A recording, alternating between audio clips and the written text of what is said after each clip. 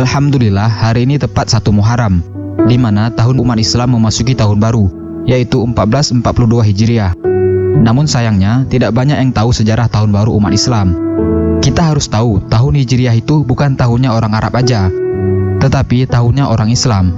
Tahunnya semua umat Islam di seluruh dunia.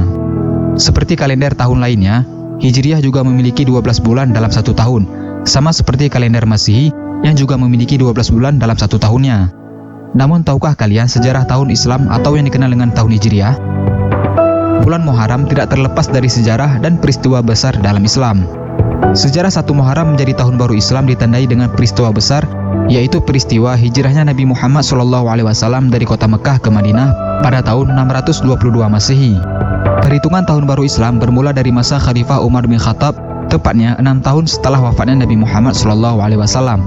Khalifah Umar bin Khattab bermusyawarah dengan para sahabat dan singkat kata mereka pun berijma untuk menjadikan momentum di mana terjadi peristiwa hijrahnya Nabi Muhammad SAW sebagai awal mula perhitungan tahun dalam Islam. Sebelum mengenal kalender Islam atau kalender Hijriah, masyarakat Arab mengenal tahun dengan menamainya menggunakan peristiwa penting yang terjadi di tahun tersebut. Misalnya kelahiran Nabi Muhammad SAW yang dikenal dengan tahun gajah, karena pada tahun tersebut terjadi penyerangan terhadap Ka'bah oleh pasukan yang menggunakan gajah sebagai kendaraan perangnya, yang kita kenal sebagai Raja Abraha. Nah, sejak awal para sahabat Nabi ingin membuat kalender tersendiri untuk umat Islam, namun bingung mau mulai dari mana. Akhirnya diputuskan dimulai sejak hijrahnya Nabi Muhammad SAW dari Mekah ke Madinah. Kenapa harus dimulai sejak hijrahnya Nabi Muhammad SAW dari Mekah ke Madinah? Karena sejak hijrahnya beliau ke Madinah, maka Islam kian pesat berkembang. Islam mengalami kemajuan yang luar biasa, bahkan bisa sampai menyebar ke seluruh dunia.